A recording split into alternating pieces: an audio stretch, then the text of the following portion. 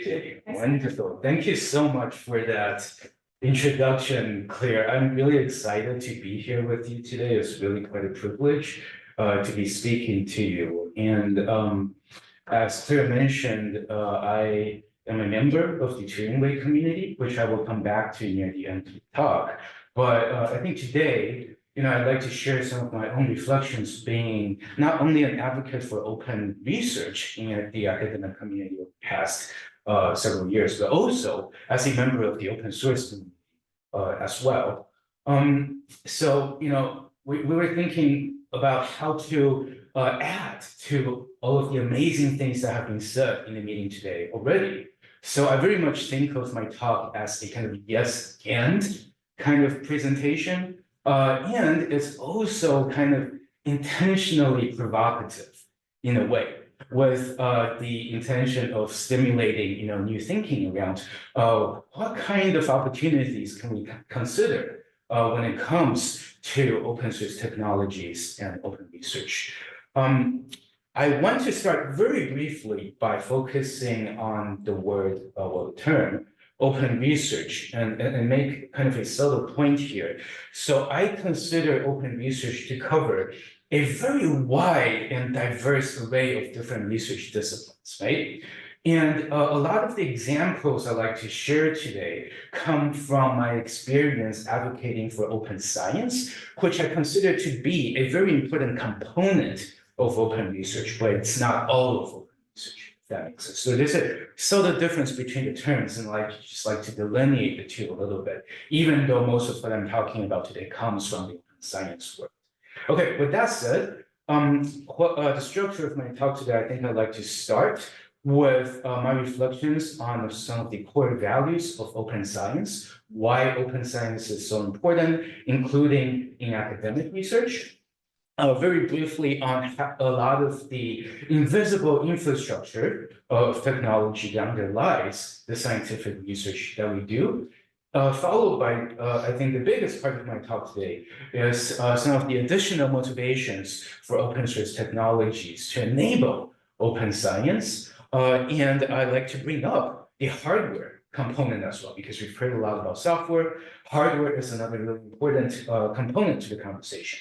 And finally, I will talk about some of the communities that have been so lucky to be a part of over the years that discusses a lot of the things in my talk today. Okay, so open science. I've talked about open science to so many people over the years, and what I have learned is that if you ask 10 people what open science means, they will tell you, yes, I know what it is, but they will give you 10 different answers, right?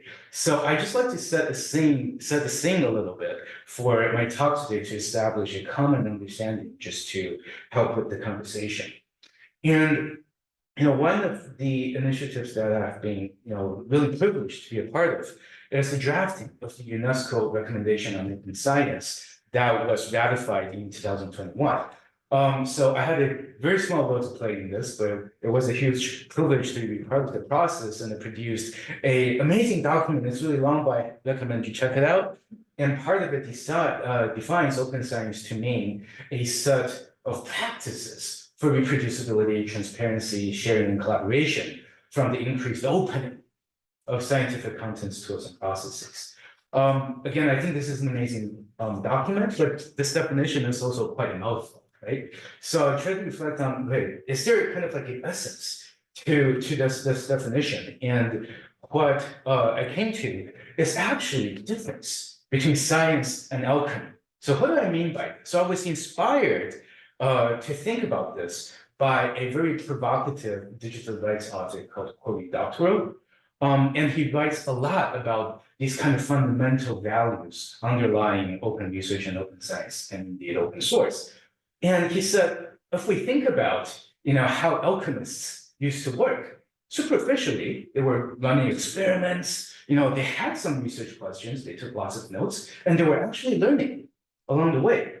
But the thing with alchemists is that they kept what they knew a secret from each other for 500 years. And because of that secrecy, they didn't advance the state of the art very much. And because of that, every single one of them had to learn in the hardest possible way that drinking mercury, that's a bad idea, right? And I think this really hits at the core of the difference between science and alchemy, because science is a fundamentally iterative process where we are always building on knowledge shared by other people and what came before, right? So in a way, for us to be responsible scientists, we have to continue to share what we have learned with people, with other people, to build on our successes and failures. So I think to do good science is to do open science. And I think that's what open science is really about. Another way to think about this is what I think of as intellectual humility, because I've been an academic researcher for like 15 years now. And reflecting on these years of research, I realized that whatever little bit of knowledge and insight I've added to our collective body of knowledge, I was able to do that because of everything that I've learned from the people, who came before me. So for a researcher, we really didn't get here on our own. It's really built on top of what everyone else has shared with. And it is with all of this in mind that I think, open science really comes with 4 fundamental freedoms, right? And some of you might know where I'm going with this. Where for any piece of knowledge, it should come with the freedoms for anyone to use it, study it, modify it, and continue to share it with other people, right? To continue that iterative cycle. So this is how I like to think of open science. And so that's the first thing I wanted to cover today. The next thing I wanted to quickly establish is that for this science to happen, we're making use of so much shared technical infrastructure today. I remember many years ago, I was at this hackathon with Arvin Smith from GitHub, and he was the person who gave me that lifetime pro subscription to GitHub that I'm still, getting dividends from to this day, and say, platform that comes with amazing features. But at the same time, I also remember how a couple of years ago, there was this big GitHub outage, right? For a couple of hours. But, it is when things like this happen that we realize how, reliant we have become on the software and hardware infrastructure in our lives, because when they break, when we hurt, that's when we realize, our reliance on these things. And it's important to think about this because it reminds us to reflect on, who gets to have a say in how this infrastructure works and how that infrastructure can work for us as researchers, which is people, who are living out our lives, right? So this invisible infrastructure is really important. And this kind of centralization that's happening, I think, is a challenge that open source technologies can tackle, right? So, I've been thinking about a lot of the motivations for open source, including a lot of the reasons that people have talked about today. And I like to go over some examples.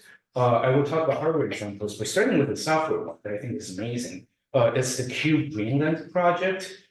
So I thought this project is so cool because it started out as a bunch of academic scientists who share a common thing, which is that they all study Greenland. They could be meteorologists, geologists, and a lot of other scientists, right? And they developed this common software platform for analyzing geospatial data, okay, about Greenland. And they built it on top of an open source software called QGIS. It is a geographical information software, so that they can pull all of the geospatial data about Greenland into one place. They have a whole suite of tools built on top of QGIS to analyze that data. So the whole stack is called Cube Greenland. And what happened was that this project became successful, and last year in 2023, they wanted to run a training workshop, for other researchers to learn about how to use Cube Greenland for their scientific research. But one problem they encountered was that if they have 20 scientists in the room coming to this workshop, all with their laptops and their different operating systems and configurations, right?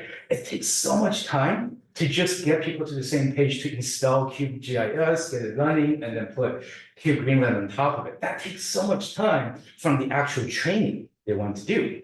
So they thought, okay, can we reduce this friction a little bit?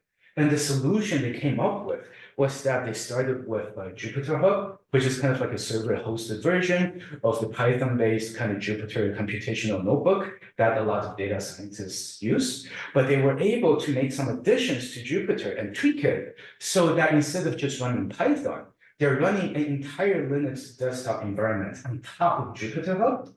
And with that, they can then install QGIS into that Linux environment, and then they put the whole Greenland geospatial data platform on top of that. And once they put all of this together into one package, they serve it from their server so that the participants in the workshop, they can just open up their web browsers, go to a particular URL, and the whole package runs as a web page inside their browser. And this saves so much time in the workshop because they don't need to, set QGIS up on every individual computer. Now, the reason I love this example is that all of these components, they're open source to begin with, and they demonstrate the FAIR principles of open science. Now, I think a lot of you know what FAIR stands for, but just so we're on the same page, FAIR stands for findable, accessible, interoperable, and reusable, right? And this is a big thing in open science, and I think Greenland demonstrates all of it. Because it is open source and published online, it's easy for people to find it. The way they set it up is really accessible. It's interoperable because the components are open source and they were able to tweak the components to interact with each other.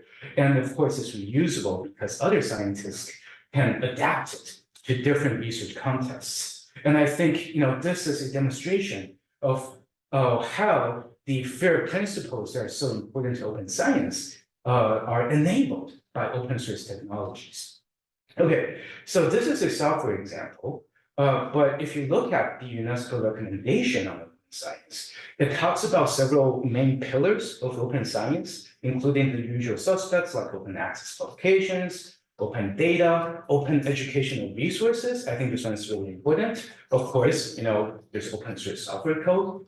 In addition to that, the recommendation emphasizes that hardware is a really important part of open science as well. So I like to focus a bit on the open source hardware side of things. And if you really think about it, hardware underpins so much of scientific research, right?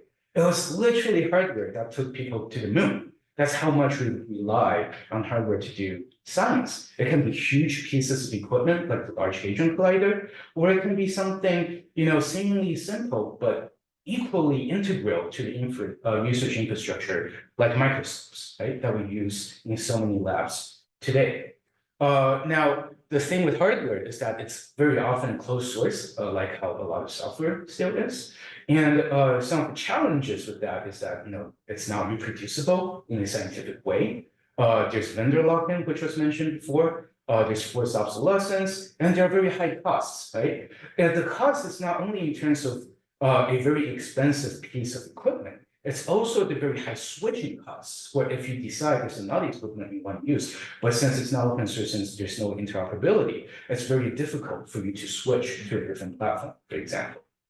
And what happens is that this causes a lot of global inequalities in research. I personally know some scientists in some global south countries where they really want to have a particular piece of instrument in their lab, but the one manufacturer that makes it simply do not sell it in their country. And even if they somehow, get access to buy it, the cost is so high that they cannot afford it. And if they somehow scrunch together the money to be able to afford to buy it, once they have it, they won't be able to get any support on it. They cannot maintain it themselves.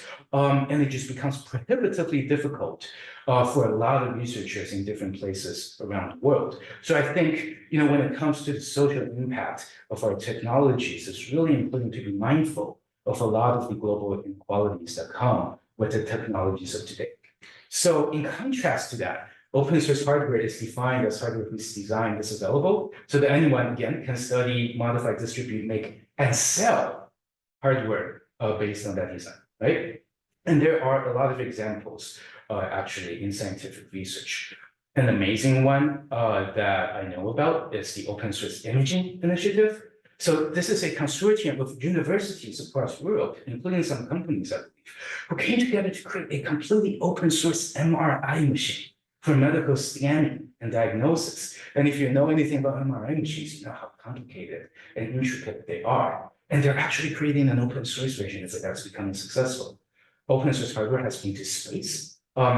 Researchers in the US, they've developed the ORSAT, which is an open source CubeSat that became a common platform for scientists across the US to build on top of for remote sensing applications. So it's been launched several times already, and I think they have more launches scheduled. But the example that I really love to talk about is the open fluctuating microscope. So this is a lab-grade microscope originally developed by researchers at the University of Bath in UK. I think their team is based in Glasgow now, but the point is, they developed this lab-grade microscope. It's completely open source and modular, and you can 3D print most of the microscope yourself. It comes with a lot of features, starting with the basic ones like bright field imaging or fluorescence imaging, right? But because it is fully open source, there was a separate research team in a different part of the world. They looked at the designs and they actually enhanced it and improved it to greatly increase the resolution for fluorescence imaging. And this is something that people weren't able to do with the closed source microscopes that they used before. These are just a couple of features, but what's also really cool is that this open source microscope, if you want to build it yourself, the cost of doing so is only about $200 US. Now, for those of you who have used and bought microscopes for use in the lab before, you will know that these microscopes often cost an order of magnitude more than open fluctuator for doing the same thing. And I think that's absolutely remarkable. And because of its low cost and because it's open source, again, as an example, researchers in several sub-Saharan countries, they were able to take the open fluctuator design to locally produce and maintain that microscope for malaria diagnosis when they weren't able to do it before. And in addition to this, it has actually prompted the formation of some small businesses in those countries to locally produce and sell these microscopes. And it's again becoming a new business model that's enabled by open source technology. Okay, so to kind of build on some of the points made earlier, Joshua Pierce is a researcher in this, and he calculated that open source technologies, including hardware, can provide economic savings of up to 87% compared to functionally equivalent or proprietary tools. Right. And again, my other point is that in addition to the savings, it creates new kinds of businesses. So I have a bit of a background in molecular biology, and I've used PCR machines a lot. And there's a company who sells these Ninja PCR machines for $500 US. Again, if you have bought this for labs before, you'll know that they typically cost an order of magnitude more. So it's amazing how open source not only lower costs, but creates new kinds of businesses as well. Okay, so I talked about some of the benefits of open source technology just now, and to build on Claire's point earlier, I think we're faced with so many global challenges today, right? Whether that's climate change or pandemics or other problems. And they're so big and urgent that I think open source technology is what enables an inclusive and rapid innovation to address these really urgent issues. And to bring it back to my earlier point, I truly believe that we simply don't have time to be alchemists anymore. We cannot afford to be alchemists. And I think this is a huge motivator for why open source is so important and critical to open research. Now, with all of that said, here actually comes what might be the most provocative part of my talk today. So, again, we've seen so many of the benefits and motivators of open source. The collaboration that happens, faster innovation that's so critical to solve problems of today, the lower costs and business opportunities, and so many other benefits, right? But I feel they are just the tip of the iceberg in terms of why open source is so important. And there are some underlying values that I think really adds a lot to the value proposition of open source. And in my view, that could be things like, the autonomy and agency that we can have over the technology that we use, and the freedom to use it for our purposes. And I think, these are the things that also underpin why open source is so important. Dr. Julieta Avencio is a researcher on open source technologies, and I think she characterizes it really well, where, technology really affects the way we think about research questions, right? And, when a piece of technology and the tool that we use is closed source, it means that rather than being enablers of our creativity, we end up doing what the available tech lets us do, right? Because the people behind that technology gets to dictate, what you can do with that technology. And what that means is, in this context, is that closed source technology also implies a certain kind of epistemic power behind it, in terms of, what knowledge we are allowed to have and what we can make use of that knowledge for. And some of the risks with closed source technology and some of the challenges for it is that, depending on how you wield that epistemic power, unfortunately, sometimes it leads to a kind of intellectual poverty, right? Because only certain people get to have certain pieces of knowledge and not other people. Some people get to make use of that knowledge in certain ways, and other people don't get to do that. So I think, intellectual poverty is an unfortunate side effect that sometimes come from closed source technologies. And this is where the value proposition of open source technology comes in. It's not only convenient and amazing in terms of the collaboration and innovation that happens, there is also an ethical underpinning to it that makes it even more attractive and adds to the value that we already have. And this connects with open research, because open research is not only about publishing open outputs, whether that's open access papers, open data, and open source software or hardware designs. It is also about how we hold that epistemic power together in a more equitable way, right? Such as, those scientists I told you about in South who couldn't do what they wanted to do in their research. And I think this is, in addition to all of the benefits that we talked about, a very important value proposition as well. Okay, so if you think some of these conversations are interesting, I'd like to share with you some of the communities in which these conversations are happening. I'd like to start on the hardware side of things. And over the past few years, I have been very lucky to be part of a group called the Gathering for Open Science Hardware, also known as GOSH. And this is a network of researchers, hundreds of researchers from across the world, literally from every continent, except maybe Antarctica, who come together to think about the important role of open source hardware in scientific research. And we have done a lot of interesting work, such as last year, we created a policy toolkit for UNESCO on the role of open source hardware in scientific research. So it was just published at the end of last year that provides a lot of policy guidance on the national level for research and innovation policy. I mentioned Julieta just now. She is the author of an amazing report called Supporting Open Science Hardware in Academia. This report is geared towards scientific research funders and technology transfer offices in universities to provide some guidance on how universities can enact policies to support people to work on open source technologies in research, and also ways to spin off that development into successful business models around open source, right? So I think this is a remarkable report that I highly recommend you to check out. Okay, so that's the hardware side of things. If you go more broadly than that, I think this is where the Turing way comes in. So let me tell you a little bit about this community. It started back in 2019, initially as a book, an online book made with Jupyter, by the way, about data science and best practices around, how to do data science in an open and reproducible way.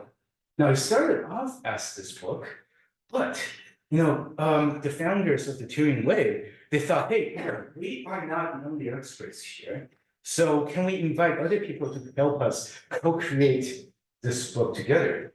And they started a distributed collaboration process that eventually turned into scientists and researchers from around the world contributing to this book, not only in terms of data science, but other aspects of open science and open source as well. And it's grown into a huge book, hundreds of pages long. Because of how the book brought together scientists from different backgrounds, it's grown into a very vibrant community where a lot of conversations are happening around what open research means, what open science means, and what open source means for this this work. So we talk about things like what I presented in my talk today. There's also talk about diverse roles in research, such as the important role of research software engineers in scientific research that's not recognized enough. Or things like localization. So many things about open science and open source are in English right now. But can we translate that to different languages? And what does that mean for people from different backgrounds and kind of social backgrounds as well? With the hope that eventually we can galvanize a cultural shift in terms of how we think about technology and how we think about research, so that, again, we can hold this power together in a more equitable way and think of new opportunities for research and innovation. So I think, it's remarkable how over the past 5 years, there has been more than 450 contributors to the Turing Way, not just in terms of pull requests to the repository and adding to the book, but also all of the richness that's being brought into the conversations that's being held together by this community. It's a really amazing place, and I highly recommend you check out the Turing Way if you're interested in having these discussions and connecting to other researchers in this space. And I think this really shows how open research and open source can connect to each other in a mutually beneficial way. Okay, so I'm just about running out of time. But before I end, of course, I'd like to thank all of the people who have helped me so much to come here today to share some of these reflections with you. First of all, of course, there's the Turing Way community. Malvika Shuran is one of the co-founders of the Turing Way. We had a lot of interesting discussions on how to make this a more provocative talk. I'd like to thank Bree, our community coordinator in Gosh, for contributing a lot of the thoughts on open source hardware. And of course, to the organizers, including Michael and Claire, for having me here today to share some of these reflections to you. And for all of you for putting up with the last 27 minutes and 15 seconds. Thank you so much. The meta commentary is that this talk is open source and it's published on zenodo.org with DOI. And I encourage you to check it out, fork it, tune into what you like, and visit the Turing Way and Gosh communities where we can continue to have these conversations. So I hope that's kind of helpful and stimulating, and I look forward to learning from all of you. Thank you.